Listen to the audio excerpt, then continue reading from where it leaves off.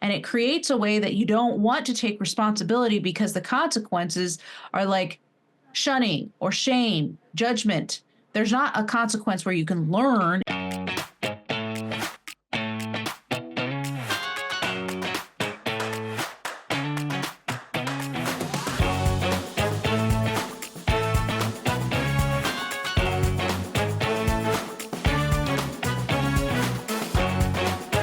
Hello, I am Dan.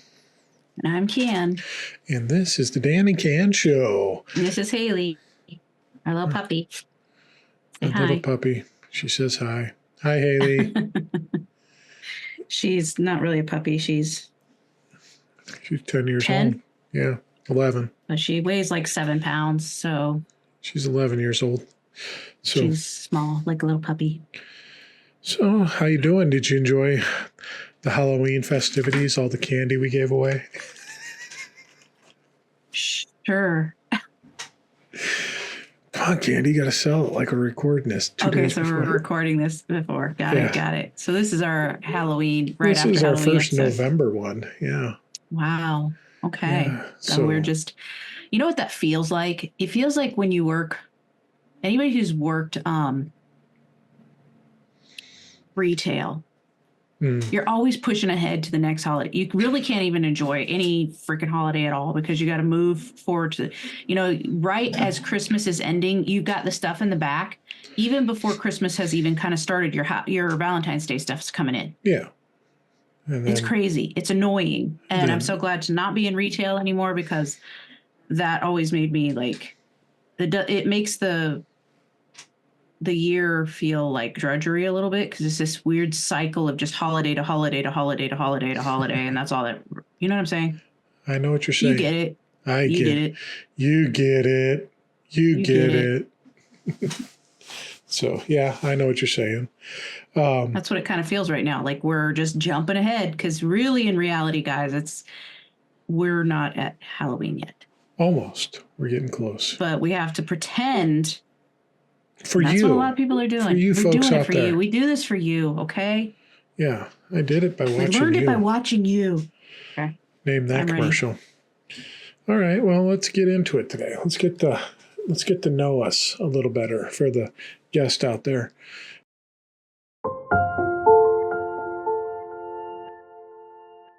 And unfortunately, my computer isn't syncing up with my ChatGPT where I cheat with all my questions. So why don't you, on the fly, ask some questions, buddy? Let's go. Excuse me? All right. You want some on-the-fly questions? Yeah. Let's just actually really get to know each other. Let's see. What's your favorite color? What's blue? What's my favorite color? It is red. No. Yellow. What? Green. Oh, my God. I know you this. don't know me at all. Pretty much. I usually will say any color, but I like coral. I also like coral. Who's gonna pick like a sage coral? green. Sage green's probably one of my favorites. All right. A rusty orange. Don't eat it. You might cut your lip and get lockjaw. All right, next. Move along. What's the most ridiculous excuse you ever given to get out of it something and actually got away with it? Okay, you are definitely going back to ChatGPT. Yeah, but I'm using my phone instead of my computer. What's the most ridiculous excuse? And I got away with it? I think you did something a couple weeks ago where there was an excuse when you were meeting with that lady to sell something. Oh, God. Don't even bring that up. Don't bring that up. Why? Why are you the way you are? I just told Lainey about that. What happened was I'm really reluctant to share this one. I tell so many things on here, but okay. So everybody knows on here that I've deconstructed from Christianity, right? So I sell something to this person on Facebook Marketplace. I recognize that this person's Christian from their profile. I go to drop it off and give it to them in a church parking lot. In the church parking lot, this person understandably says, "Do you go to church here?" I say, "No, but we used to." And then this person says, well, where do you go now? And I panicked and lied and said the last church we went to. And then they looked stunned because they go to that church, which I had to come up with another lie because now I've lied and I say, well, we don't go there very often. And then they say, well, what church do you go to when you don't go to that church? And then I made up another lie of something that they couldn't verify. I just said, someone I know has a house church. I just lied. I lied on top of lying, on top of lying. And I'm not a good liar. I think I got away with it though. Or maybe they were like, I just want to get out. I don't know why I felt like I had to lie to this person. They were like, why didn't I just say, I'm getting out of here. This lady can't tell the truth for anything. In my head, I'm just like, please stop asking me these questions. And I'm never going to meet the person I'm selling to in that church parking lot or a church parking lot because of the conversation. It was so awkward. It triggered something in me. I felt awful. I felt like puking afterwards because I was like, I totally just straight up lied to this person. I felt gross. Yeah, it was disgusting. And I don't know. I just panicked. I absolutely panicked. And I called you right away to say, look at what I just did. Yeah, it was awful. So thanks for bringing that one up. But I think I got away with it, though. I'm not going to do it again. I don't think. I hope not. Okay, until next time. It wasn't calculated. It was like a subconscious response, like a fear of like someone finding out that I don't go to church. I don't know. There was some there's something there to work through for sure. Like I don't usually have a problem telling people that I'm not a Christian anymore. But it was another Christian. I don't know. I just, what about you? Well, the one I can think of is when I broke my arm. And when you were a kid, dude, you've lied since then. Don't even. Well, this is one example. When I broke my arm, and I told my parents that I was riding my bike and got caught in a sewer grate, and it flipped me off the bike. What really happened? There was a construction site. They were building a new apartment complex, and they had the foundation poured. And one of my buddies bet me $1. I couldn't jump off of it and land in the basement. So, are you serious? Yeah. You were trying to, so they had the basement dug out and they had it poured. Yeah. And you were trying to jump off like the edge of it into the basement and land on your bike? Yeah. And they had all the pipes and plumbing stubbed up, so I barely missed that with my head as I fell in there. Basically, you're lucky to be alive. You're lucky that I'm still alive. Otherwise, you wouldn't have all this. I got away with it and then have slowly shared the story. But my mom still doesn't believe the truth on it. She doesn't? She doesn't want to believe that her son was that stupid. Or she doesn't remember that I told her. That's the stupid stuff you don't want your kids doing. Like, think through it, please. It's kind of weird to think you were that, like, reckless. Because you're a real careful kind of person. Yeah. You know, you're more cautious. Like, I'm more impulsive than you. Really? So I could see me doing something so You're stupid. You're impulsive? No. No, I'm not. Not anymore. I'm not lying. If you say so. I'm not as impulsive. I recognize that it's an ADHD thing and I've worked on it. So shut it. Shut it. That could be your catchphrase in our conversation. Shut it. Just shut it. All right. If your life had a customer service department, what complaint would people file most often? If my life had mine would be a customer service department. You would believe what he said to me. Totally inappropriate. Yeah, that's true. That's true. Or you wouldn't believe that he didn't even say anything because, I don't know, listening to your parents and you talk on the phone and you do it on the speakerphone is the most cringy. Why I have to do it on the speakerphone. Because your phone is crappy. Yeah. We need to get you a new phone. But it's so cringy because you could tell like your mom, she's trying to bring up stuff to talk about and you're like, yep.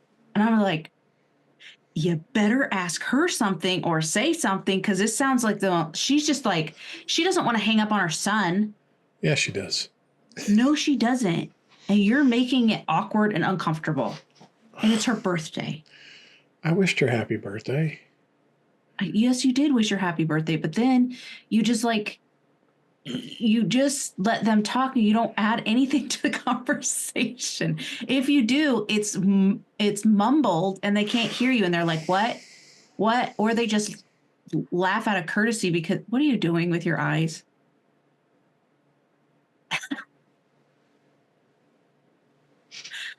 Carry on.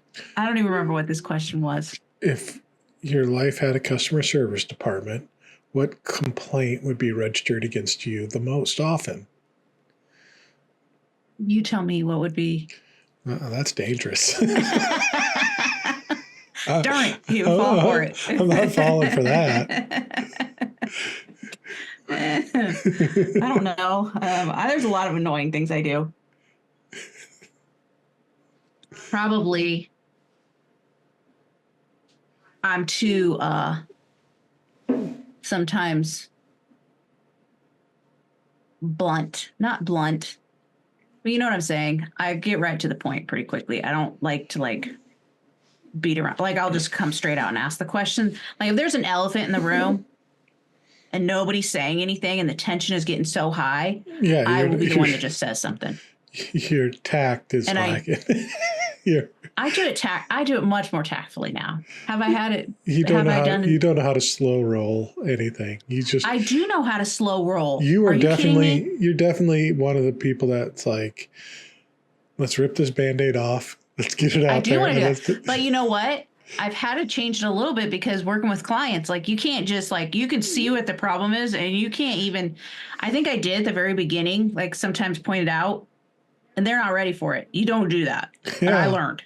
You do not do that until they're ready. They have to come up with it themselves. And you're just finally, when they start to realize, you're like, oh, so great. At least you learned. Because there's a lot of arguments you got to sit through because you're like, hey, how about, and then just blurt it out. And I'm like, oh, shit.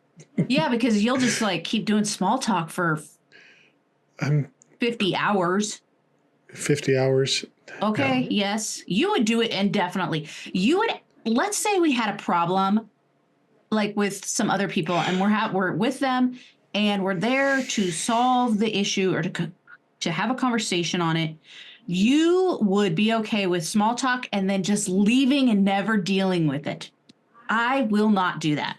I would bring it up eventually. No, you wouldn't. I just want to get the conversation started, get the embers burning like the fire behind us here.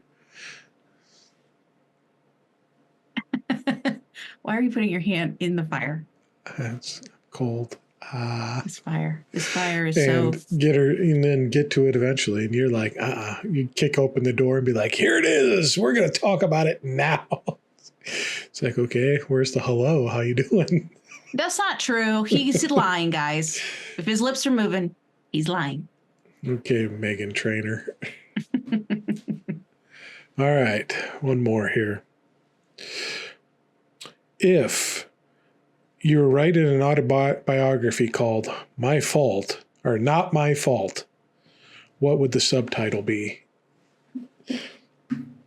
I know, mine would be, no, you're misinterpreting what I'm saying. That's not what I said. That's not what I said. I don't know. Mine would probably be a memoir of the person who thought everything was their fault. I do tend to do that. A lot less lately, but that's what I think I would do. That's what it would be. I don't know. The things that aren't my fault, pretty much everything is my fault that I've gotten myself into. Well, at least you're honest with that. Yeah.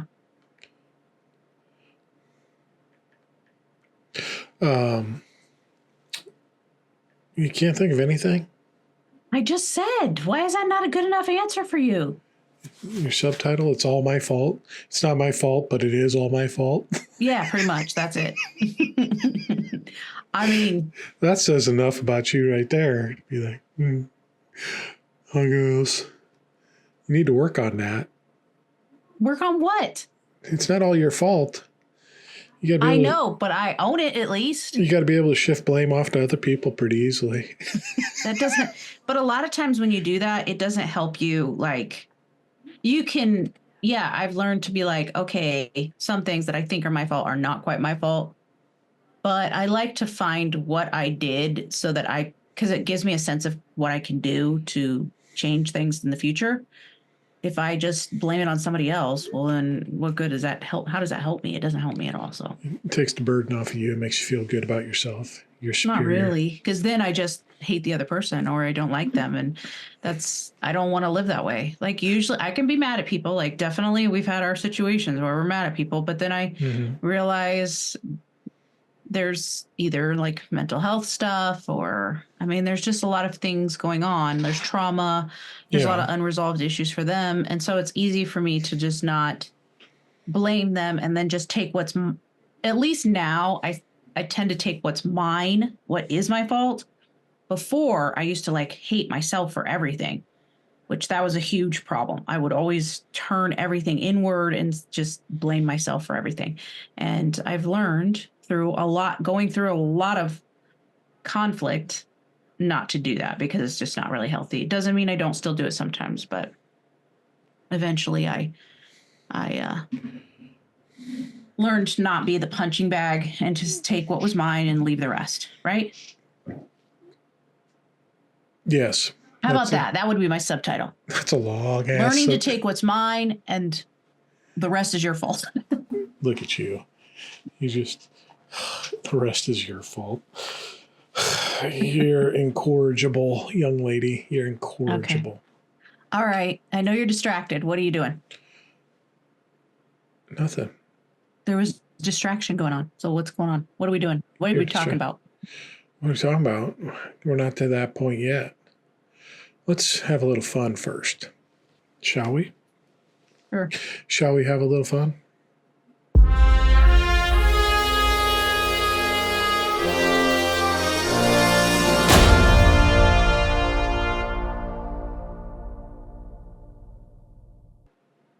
Sure. All right. So I'm going to read you some quotes. And this is not really a game per se. We're just going to discuss some quotes that I have here. You can maybe guess on a couple of them if you know who they are. This first quote is, I apologize if anyone was offended. Who do you think said that? What about it? Who has said that? Who do you think said that? I apologize if anyone was offended. That's something like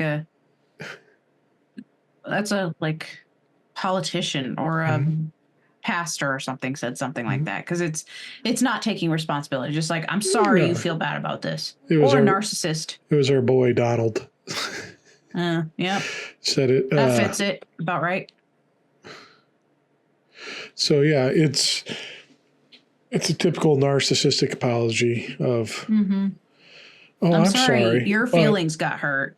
Instead of like, I'm sorry, I actually hurt your feelings. Yeah. It's, I'm sorry your feelings are hurt. Yeah, and it's just laced with the, why are you so offended by this? That's on you. Basically, yeah. There's an underlining of, you're weak. Yeah. That this happened to you. Yeah. You're a snowflake. Yeah. Because you got offended by this. It's not my fault that you get offended by, you're so sensitive. I'm sorry you're so sensitive. All right. I'm sorry. This one. I apologize for my failure to immediately condemn anyone who would say something as outrageous as they like raping women. What the hell did you just say? It was from Blake Farenthold. I don't even know who that is. Yeah, I don't either, but only read ones that you know who they are. Most of us know. Okay, sir. So, think about this. So he apologizes for my failure to immediately condemn anyone who said this. I apologize for my failure. Yeah. It kind of... To condemn anyone? Yeah. I guess it kind of, I don't know, my failure... Yeah, but to condemn kind of someone, like it's almost like saying, "I'm sorry, I didn't quickly blame somebody." Yeah, that's really what he's saying. But it's almost like I don't know if my failure kind of comes across as a little bit of light responsibility instead of saying. I think it's like I'm, it's supposed to appear that way. What would be the word for that? It's trying to appear that way, but it's not really at all. Like whoever these people are, they get really good at wording things in a very specific way. So it looks like that. Cause you could say, oh, they're saying like they are admitting fault, but they're not really. They're admitting fault for not blaming somebody else. Yeah. Yeah. So no, I don't buy it. That's a politician or a pastor. All right, this one's not a direct quote from any one person, but it's kind of... Wait, who was that one? That was Blake Farenthold. I don't know who that is, so I don't either. You'll have to Google him. But here's one. It's not directly associated with anyone, but it's kind of a form letter of an apology. Wait, Blake Farenthold, so just so everybody knows. Oh, he's interesting looking. I'm not trying to be rude. Oh, he died June 20th. That's sad. He was an American politician, a member of the Republican Party, conservative talk radio program before beginning his career, and he hosted. One of these pictures is really funny looking. That's all I gotta say. But he's rip. Okay. So this kind of I don't want to be rude to the dead. A form statement that a lot of people have used this type of apology. I'm sorry for the situation. I didn't mean to respond the way I did, but you've got to understand the circumstances. So again, it's kind of shirking responsibility. It's, well, I'm sorry that this happened, but if you understood what led up to this point, you'd understand the way I acted. And I'm almost saying my actions were justified in how I went because these were the circumstances. I mean, I don't know. Maybe is there a situation? It sounds narcissistic, but I also wondering if there is a situation. I'm sorry I did this to you, but I was caught in a corner and it was just my immediate response. And I was just trying to alleviate the blow to myself in this situation. So I threw you under the bus and this guy under the bus and everyone under the bus type of thing. I've been in situations like that where it's like, oh, yeah. So. Like, it's almost like, I'm sorry, but you made me do this. Yeah. Or I'm sorry someone else made me do this or the situation made me do this. Yeah. So. That's an interesting one, but I can see a narcissist using it. I'm just wondering if there's legit reasons to use that. Like, I'm sorry that happened, but the way I perceive the situation caused me to do A, B, or C. You know what I'm saying? Yeah. I mean, there might be legitimate reasons to use that. Maybe, I don't know. It shirks responsibility in saying, I'm sorry I did this, circumstances be damned, yeah, they're going to play into every situation. But that just means that this is your character. This is how you respond when this is going to happen. You're pushed into the situation. So that your character doesn't carry through even when the going gets tough, basically. Yeah. All right. This one, you're not going to guess, but you're going to know who it is. The quote is, "I'm not a groomer. I'm just a loser." I don't know who that is. Well, yeah. It's Colleen Ballinger. Miranda. The one who played Miranda? Yeah. Did she say that? Yeah. She got in trouble because her fans were pretty young. Mm-hmm. And she got into an online interaction with one of her fans. And that fan was underage. And I think she got caught up in character and whatever and started making inappropriate comments. as Miranda or something like that. I can't remember the exact situation, but some came out where she was interacting with one of her fans. And her apology then, when she came out with a ukulele on a YouTube video and started playing that, and then her apology was, "I'm not a groomer. I'm just a loser." Interesting. I don't know. I wonder if she knew. But I don't know. I don't want to make excuses for people grooming somebody, but No. I obviously don't know the situation. I'm also not a big cancel culture person. Yeah. I think people learn from their experiences and grow and change. And so No, that's true. I'm not going to comment on it. But this one, again, it takes away responsibility of it. It's like, I'm not this. I'm just this. Well, I'm maybe just a she loser. I'm wasn't. stupid. Maybe did she know that that person was underage? I don't remember the story 100%, but she might have. See, I don't know. I feel like I think yes, it did it's not come taking up. responsibility, but what is she supposed to say? If she did not know and she was not grooming, is she supposed to say, "I am a groomer," or she say like, "That's not who I am"? But I guess she could have said, "It does look like that. I am aware." Like it looked like that's what I was doing, but in reality, I was just not paying attention to who I was talking to or what. I don't know. Yeah. Got lost in character. I don't know what it was because I don't really know the situation at all. So Yeah.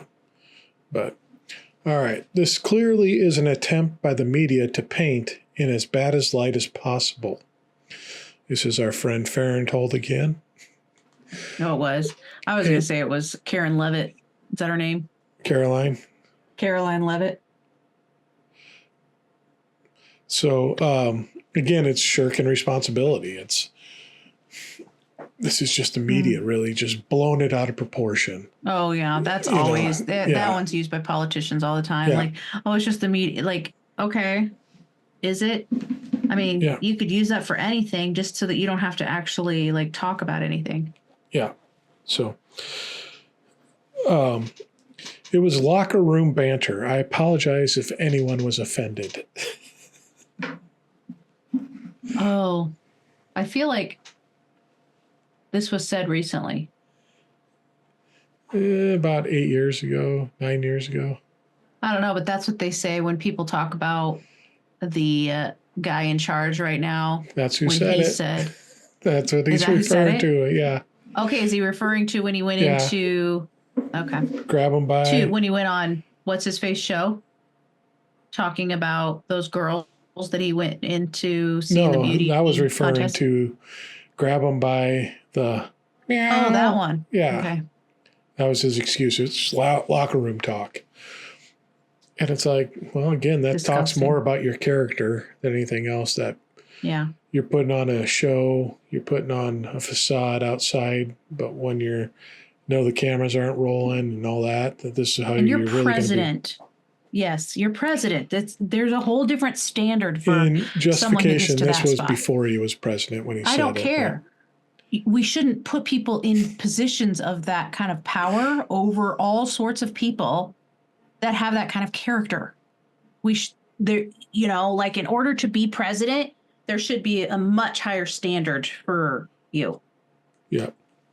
Yeah. My opinion. Yeah, but we got some real intellectuals out there voting for people. So, all right, this is another template one. I didn't mean to put you in that position, but there was mitigating circumstances. So again, it's another way of not assuming responsibility. It's pushing it off on, this is just what the situation dictated, and I'm sorry you got put in that situation, but it's not really, I'm sorry. It's, you should be mad at the circumstances, not at me, because they forced me to do this. Control over it. Yeah, that's another one where I'm like, is there a place for that statement to be said? Maybe. Yeah. I don't know. Here's another form letter that I think could probably be used on me again. I regret that I allowed things to get to this point. I mean, there's a place for that too, because there is, but more than likely in a circumstance, things have been done to build up to it. And instead of saying, I'm sorry that all this other bullshit happened along the way that got us to this area. Like, I should have stopped this when this. Yeah. It's almost like, I regret this happened. It's just But in a way, isn't somebody taking kind of like, I regret that I let it get this far. It's softening the blow. It's saying, I regret it gets this far.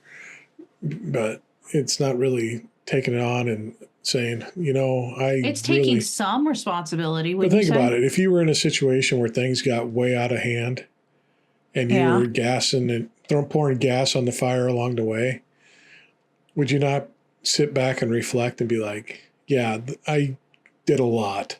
I dropped the ball way back there at that point. I did a lot to push it to this point, in retaliation. It depends on the situation. It sounds like you have a situation in your head that you're thinking of. I do. But if you're just thinking broadly, it could be used without someone taking offense to it if it's in the right context, I guess is what I'm saying. Yeah. All right. Here's another common one that's used. I accept that people were hurt, though that was never my intention. So it kind of falls in line with a few of these others, of, okay, it was a joke, my intention wasn't for this to be heard, or my intention wasn't to offend these people or hurt these people, or, I did this, and, I'm sorry that was the consequence. It's not accepting the consequences of, we've heard this a lot from people we know. But I'm thinking, let's take it into a specific context.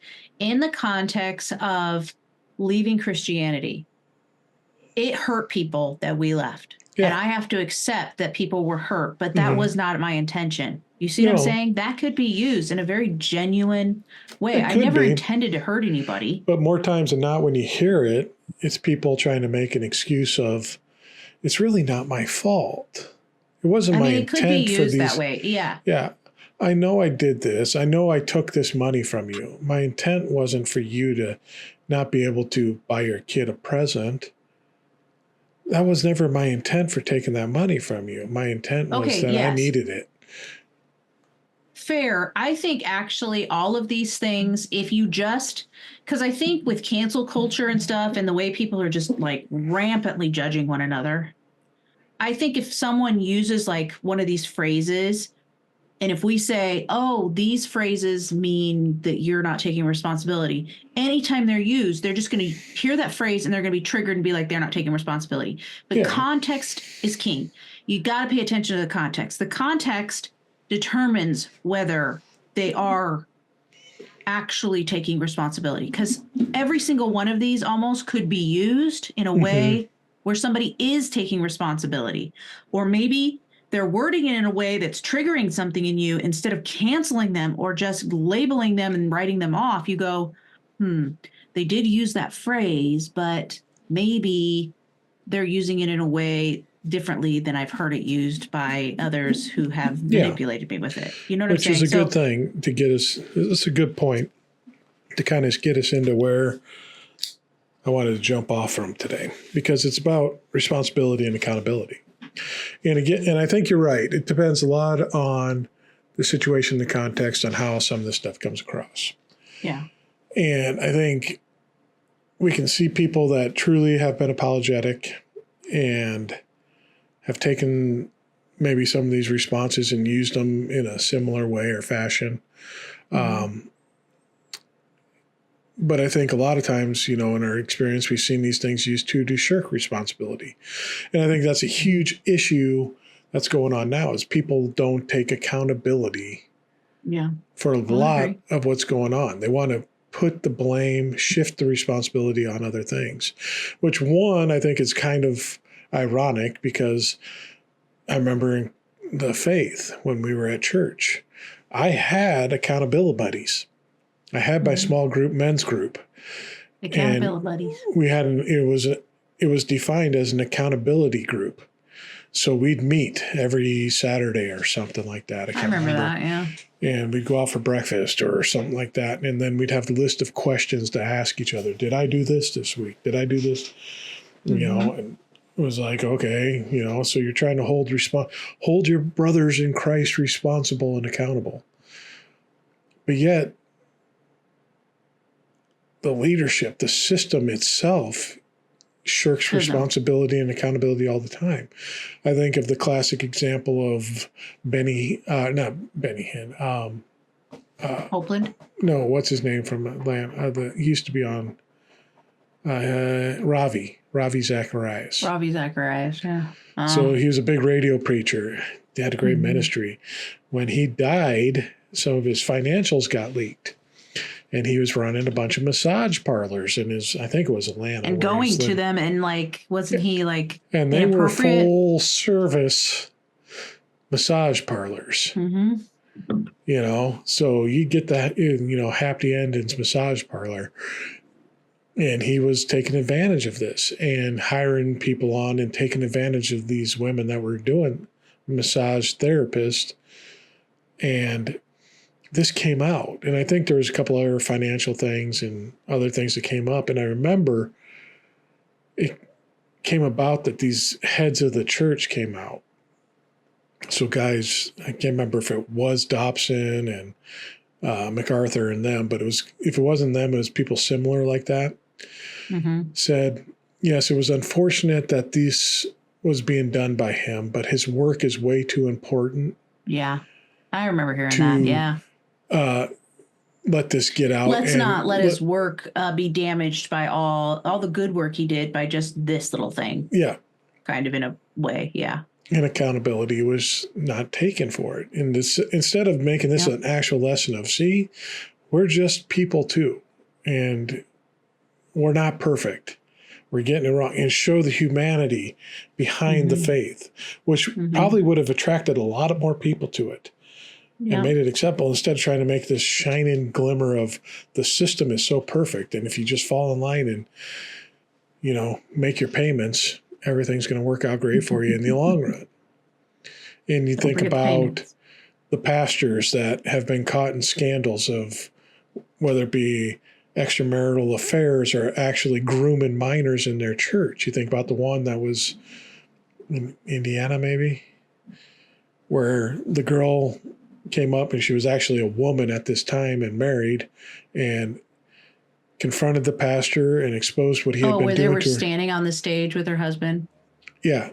And then the church surrounded him and lifted the pastor up in prayer because he just fell into temptation. The devil's really after him because he's a man of God. Yeah. And that was shocking. Yeah. And she left the altar crying and weeping. Her and her husband stood up there and were she was telling what the pastor had actually done to her. Yeah. And how he had groomed her since she was a young girl, all the way up through her 20s, and now she's married and she wanted it exposed.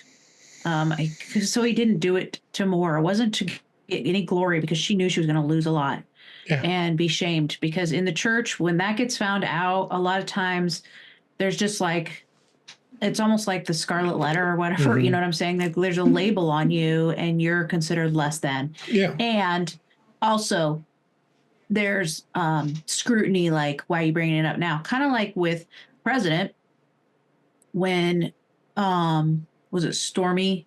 No, Daniels. It wasn't Stormy. No, Carol, Eugene Carroll, whatever her name is. Yeah. When she came out, everybody's like, well, I'm just skeptical of why she came out when she did. Well, he was going to be in a very big position of power. And it's she's probably like, I better at least expose this because you do not want to put someone like that in power. Yeah.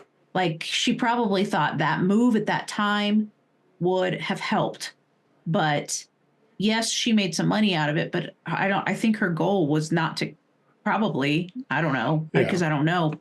I doubt she wanted him to be in a position that he's in. Yeah, because that just gave him more power and put him in more control. And he's not a good, decent human being. No. Yeah, it's showing his character. So, the church that holds responsibility, all its people, all the minions that follow it, you need to be accountable. You need to be accountable.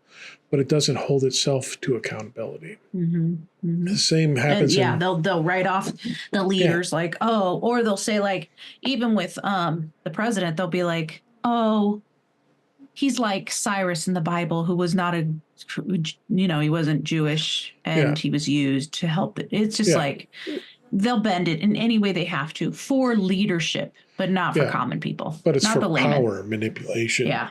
Yep. That they're doing it. So you got the church that doesn't accept a lot of responsibility for it. You think of the Catholic Church itself, where it spent so many years of taking priests that were molesting kids and just moving them to different parishes. And then you come to, and who's pointing the fingers at them a lot? Evangelicals. As a priest. Yeah. They're like, like Catholics? Yeah. Look at what they're doing over there. And then it comes to find out the evangelicals are doing the same damn thing. Yeah. I can't remember which one it was. It was one of the big churches, MacArthur's or it was it was not a single church. It was the Southern Baptist Convention. Well, no, they had the big one that they released, but one of the big guys had someone on their staff that got caught. Molesting. They got caught for it. And they did the same thing that the Duggars did. Well, we're not going to look at, the legal system. Let's take care of this in-house. Yeah, they try to do that with so many. I mean, Jehovah's Witnesses are notorious for doing that too. So they did that with this, and I can't remember which one it was. It was one of their advisors. It could have been focused on the family. I don't know for sure. But this guy was molesting kids in this company, and they went and talked to him, and he repented and said he'll never do it again, and moved him to a different location in their company, in a different town, where he got caught doing it again. Oh yeah, I think I remember that. Hang on a second. I'm gonna let Haley out. Oh, you think so? All right, I'm gonna cover this for a little bit. So this is. Go upstairs. This isn't going to be good if it's just me on here alone, folks. But yeah, I can't remember which church it was offhand. But yeah, let me see if I can look it up here and see. Let's see which church had a member of its staff, and it was a big organization, like Focus on the Family or something, where its staff member was caught doing illicit things, and instead of dealing with it, they dealt with it in-house and moved him to a different city where he still had a job. Why are you talking into your phone? Because I'm looking this up real quick to see if I can figure out. Are you on record? Yeah, I'm recording all this. We don't stop. We don't edit. It takes too much work. But yeah, they moved him around and just shifted him around, just like the priest did. And like you said, the Southern Baptist, they got it caught. Hillsong had Frank Houston and Brian Houston.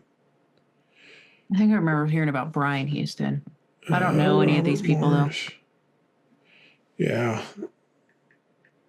There's a whole Hillsong documentary, though.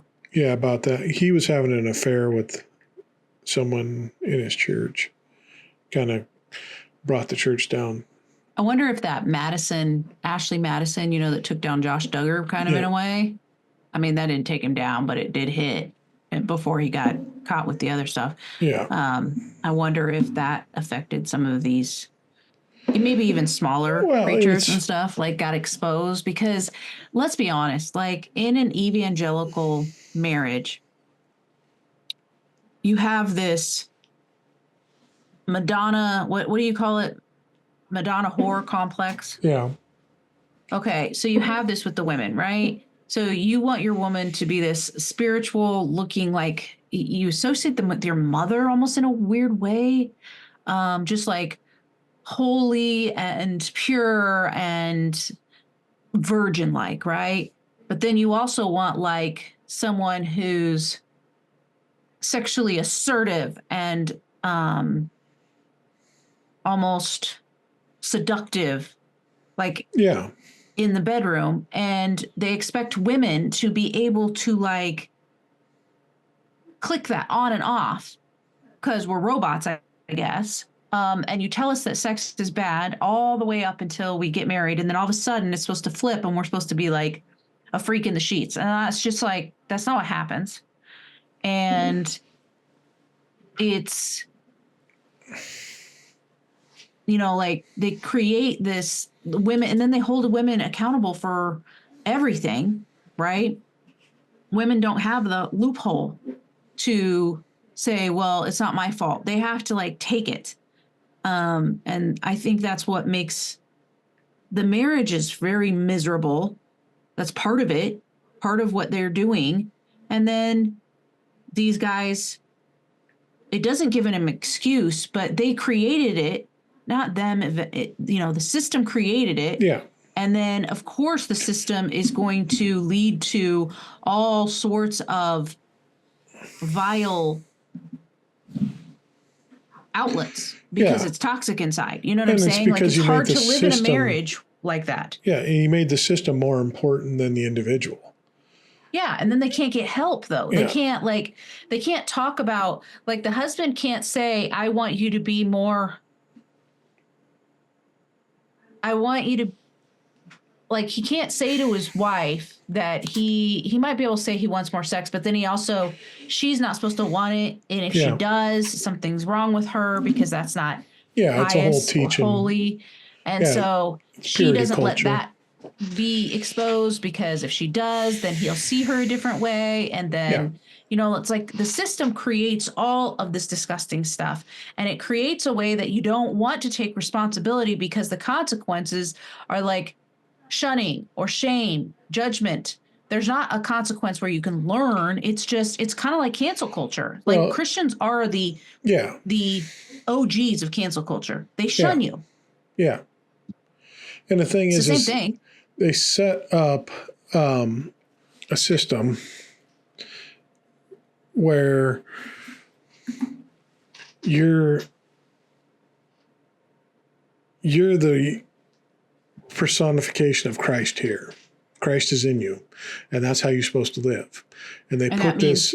Don't break any of the rules. Yeah. That's what it really means. So don't break any of the rules. If or these at least members, look like you're not. Especially when you have, and I think when you get to the regular run-of-the-mill people that are just paying tithes and showing up, they're a bunch of riffraff. They're going to make mistakes. They're learning it. But when you move up the ladder a little bit and you get into the ministry, whether it be the pastoral staff or whatever, now these people are direct. So when they falter, that really puts a blemish on this image of what because there's a scripture verse, and we remember some people we know that were looking into these verses when somebody wanted to be in a position of power or a leadership, I should say, and they were like, their wife is on depressant drugs. And that means, in their minds, they were thinking that means he doesn't have his house in order. And that goes against this verse that says you have to have your house in order. So basically you have to appear perfect.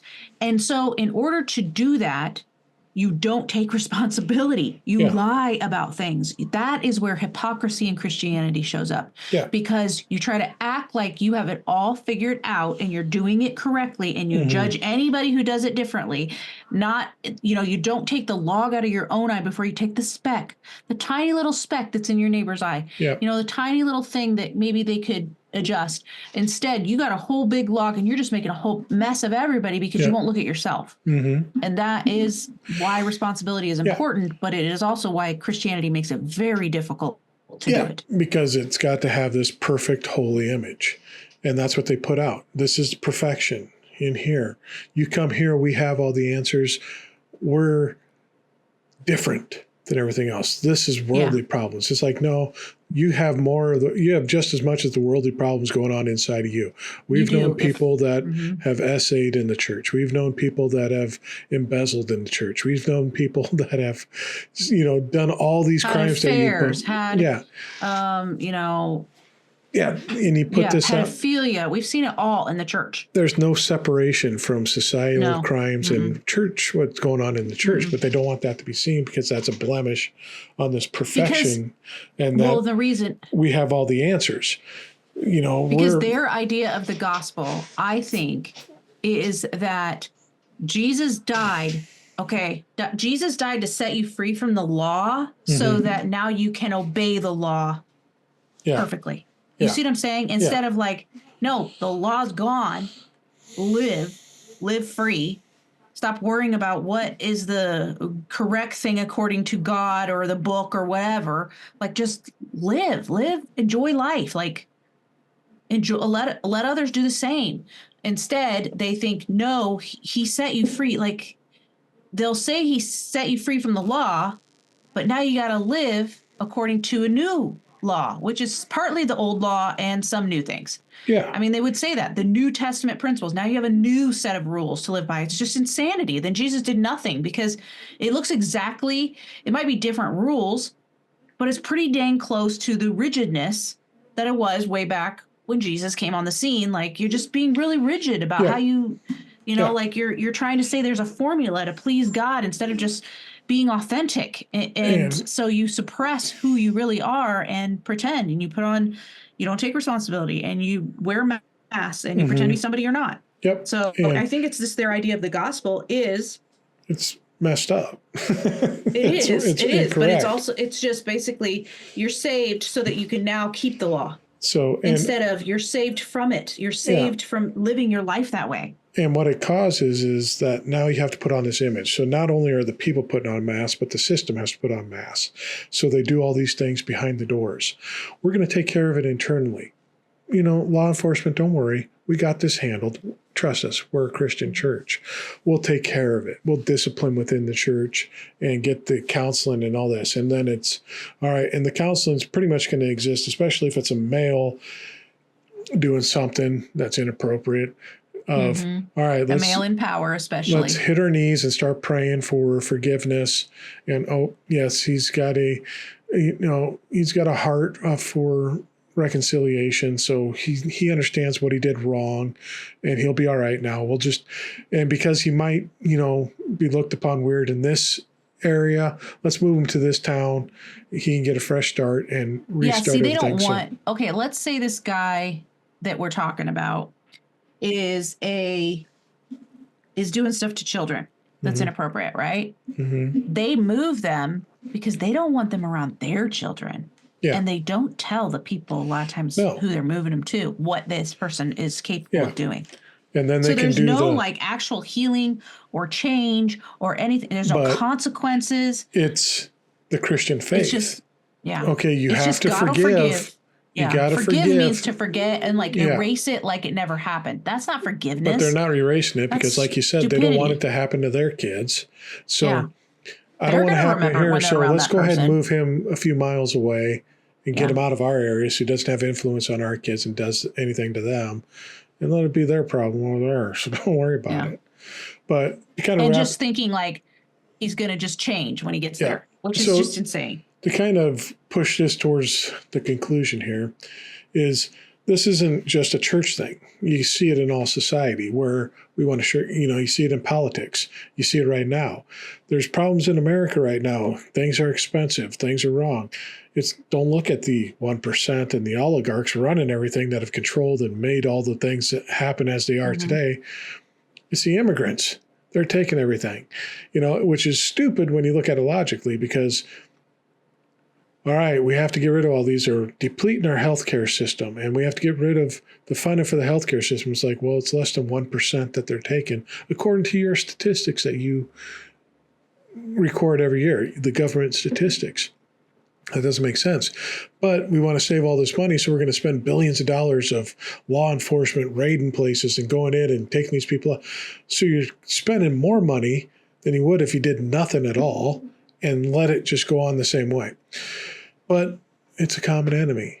So we can focus on this and blame them for it, and they're the problem. Not take responsibility for and what there's a ton of that going in politics, in society in general. It's it's the Catholics' fault. It's the Republicans' fault. It's the Democrats' fault. That's why we're in the place that we are. Instead of doing what we did when we deconstructed, and I think people that are deconstructed can really glom onto this of. You got to either learn to accept responsibility for your actions and move on in the world, or continue moving on in this, and you're just going to get sucked up into another system. So many people we know that have fallen from the faith got sucked into this. Well, they're the problem. It's okay, yes, they are a problem, but what a problem are you causing in it also? You have to sit back and you're feeding if they're causing the problem, a lot of times your response or reaction to them, you need to take responsibility so that you don't react the same way that you're doing it. Because if you keep reacting that same way, it keeps feeding this cycle, right? Yeah. So you can, if you take responsibility, you can actually make some change. You can because break the cycle. Continue to do. Yeah. Yeah. Because I think back 20, 30 years ago when I was listening to Rush Limbaugh and Glenn Beck on the. I remember those years. Yeah. And it was, these are the problems. These people are the issues. And I didn't look at what I was doing to cause problems too. And it played off in my life. And I still struggle with it sometimes when you call me out on some bullshit that I'm doing. And I'm like, no, that. And then usually if I can stop and take some time to reflect, and go in the shower and think about it for a little bit and punch the wall a little bit and angrily scrub my head, I'd be like, yeah, that's wrong. And, she's doing this too. And she's doing this too. And she doesn't even see the fucking hold up a mirror. And it's like, well, yeah, but then I am doing this. And yeah, I did do this. And this was my part. And I come back to realizing, yeah, there takes two to tango on almost everything in life. So it wasn't just, in this argument me and you had, all the stuff that you're not seeing that's being done, that I see that you're doing to me. Was this a recent argument?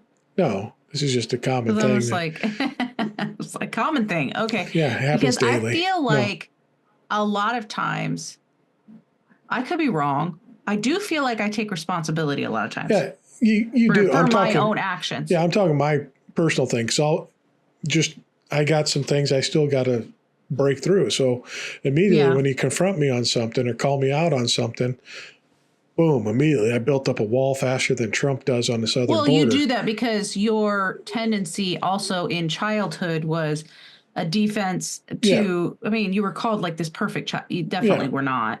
But it's like, it's a defensive mechanism. So I immediately put up a wall. Mechanism. And like, you ain't getting through this. You're wrong. I'm right. And then I have to come back and process it through myself. And I can then usually in that I can start seeing, all right, I have a lot of culpability in this too. I did a lot to cause this. And it's like, there's some shared responsibility here and I need to own up to what I've done in this. But it was only through really deconstructing all that I started to understand this, because it was so easy when I was in the systems of politics or church or everything else to be like, no, in church, the devil made me do this. This was just sin. I was being tempted. I gave into this. It was the flesh. And let me just repent and do that. That's actually, I know we kind of need to wrap up, but it's very interesting to think about this like from a man and a woman's perspective, because I think women have to take responsibility for a lot more than men do. Men get to shirk off a lot of things. And that's the patriarchy that set it up. I mean, you think about SA in the church, what's usually the first things being asked? Well, what was she wearing? How was she acting? Yeah. Oh, she was seducing him. And it's like, she's a 12-year-old and he's 40 years old. Yeah, exactly. A 12-year-old could be walking around naked and you should just not look. Pop culture. Think about movies like The Crush and stuff like that. Oh, she was being evil. Remember, it was Alicia Silverstone and Carrie Elwes. I don't know if I've ever seen that show. It was.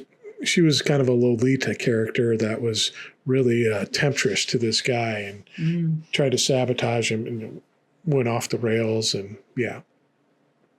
So it's not just in like those kind of relationships, but even like mom guilt. There's been times when I've said to you, like, if your kid does that, like, I feel the guilt of like, I didn't teach them that, or I didn't, you know what I'm saying? And you don't feel those things. Oh, because they're their own person. And that, would just like shock me.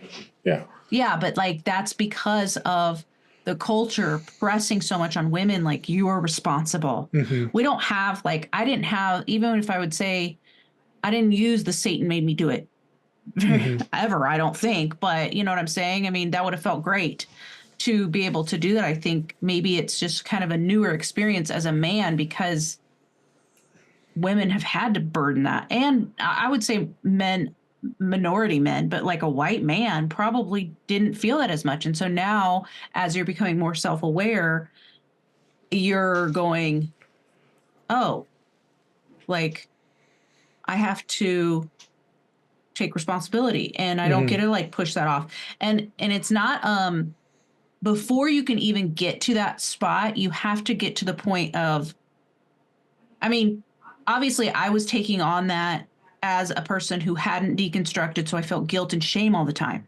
But when you can remove the judgment and you can actually see there are programs running, there's a system being forced on you. You know, there's patriarchy, there's sexism, you know, all these things, and you remove the judgment. Instead, you go get curious, like, why am I responding that way? And that goes all the way back to the very beginning when I'm at this church parking lot and I'm giving this thing to this person that I'm selling. I don't know this person. And they ask me where I go to church. Like, I start lying because of a system, of a program. Like all of a sudden fear comes up. I don't want to be exposed because, and I don't know why. I don't know why that happened there, but instead I can stay curious about it and not feel like guilt and shame about it. It's just something that happened. And it was a response that I had, or a reaction more than anything. It was a reaction to, it was out of old programming. I didn't want to be outside of I didn't want to be judged. I didn't want to be judged by her. I didn't want to deal with that at that moment. And so I made a choice that I'm not proud of. You see what I'm saying? But it's the same. It's just, that's really interesting. Like, just taking responsibility, but you have to take the judgment off before you can even do that. And if people are afraid that you are going to cancel them, or you are going to, like, even like you talk about MAGA coming out of the cult that they're in, if they're shamed because they got themselves in there, you're going to have less people come out. We have to, like, say, great, finally, another one. You know what I'm saying? We have to help them instead of, oh, it's your fault that this all happened and you should feel guilt. No, like, I mean, I think deconstructionists are in a good, many of us, headspace for that, because we have been there and we've come out of it and we've felt like. Well, and we've been forced to take accountability because we chose to leave the faith, and there were actions put upon us on that. Almost all people that are deconstructed have had to deal with that, of the fallout from family and friends and everything else. And you can sit there and be like, well, you know, you can sit there and argue all the time, be like, well, no, I just changed, you know, the way I believe. I don't know why you're doing this, blah, blah, blah. And it's like, well, no, I got to take responsibility. And I think we have and seen it from there of, okay, yeah, I can understand why they're upset, because this is their whole identity. And when they think that we won't be in heaven with them, that's a terrible thought. That, and also we left what they identify as their person and their core and who they are, and we become something different. And we've lived a life that's proven their fears incorrect, because what we did was supposed to ruin us, put us in financial ruin, relationship ruin. Everything's supposed to be ruined, almost to a point where they're eagerly waiting for something to happen to us so they can assign. And you would think that that's what would happen, because God would want you to get such to a low point that you would turn back towards him. But instead, it seems like if that God is real, he's blessing us for leaving. Yeah. I ain't gonna lie. That's what it looks like. Yeah. But I don't believe in him. But you know what I'm saying? Yeah. Like, they have to contend with that, and they won't contend with that. Instead, they'll just either use scripture verses like, oh, God makes it rain on the wicked and the righteous the same, you know, so he's just letting you have it because this is all you're going to get. Or they will deny that you ever were a Christian in the first place. Or they'll say you're basically lying and you really are miserable, because they're lying and saying they're happy when they're really miserable a lot of times. You know what I'm saying? They're living in fear and all this stuff. So it's sad. That's part of the accountability that we were forced to take, of understanding their perspective and what they came from. And we can, because we were in it at one time, and understanding why the actions that they put upon us happened, because that's the response that we were told we were supposed to have when someone left the faith. So they're just they're living out their playbook. Yeah, they do believe it enough to at least follow through with that kind of action. We had to understand that relationships were going to be stressed. They're going to be different. They're going to be strained because of what we chose to do. And we took accountability for that. And we understood that. And we understood that Thanksgiving and Christmas and all this was going to be different. And a lot of it was going to be because of us and what we did and how we chose to continue on living. True deconstruction changes absolutely. It doesn't, there's not really a part of your life that doesn't get touched by it. It gets, especially if you were deep in it, it's going to touch absolutely. And I think only those who are deep in it deconstruct. I think if you stay shallow, like if you stayed the type of Catholic you were growing up, you would have never left it. It would just been simple to just stay in it. It wasn't that, it wasn't taxing that much of your life. It really didn't affect that much except for Sundays or Saturdays or whatever. And you went for a little bit and then it was over and you had community. I can see some comfort in that. I get that. But the rest, like I think the deeper you go into the faith system, you start to realize this is messed up. It's not healthy. And you deconstruct. And then it's kind of like you have to count the cost. So basically, if you're even dancing on deconstruction, like you find yourself doubting some things and maybe entertaining that doubt a little bit, just count the cost of it. It will cost you almost everything you know. It will cost you in some way in those relationships. Our relationship changed because of it.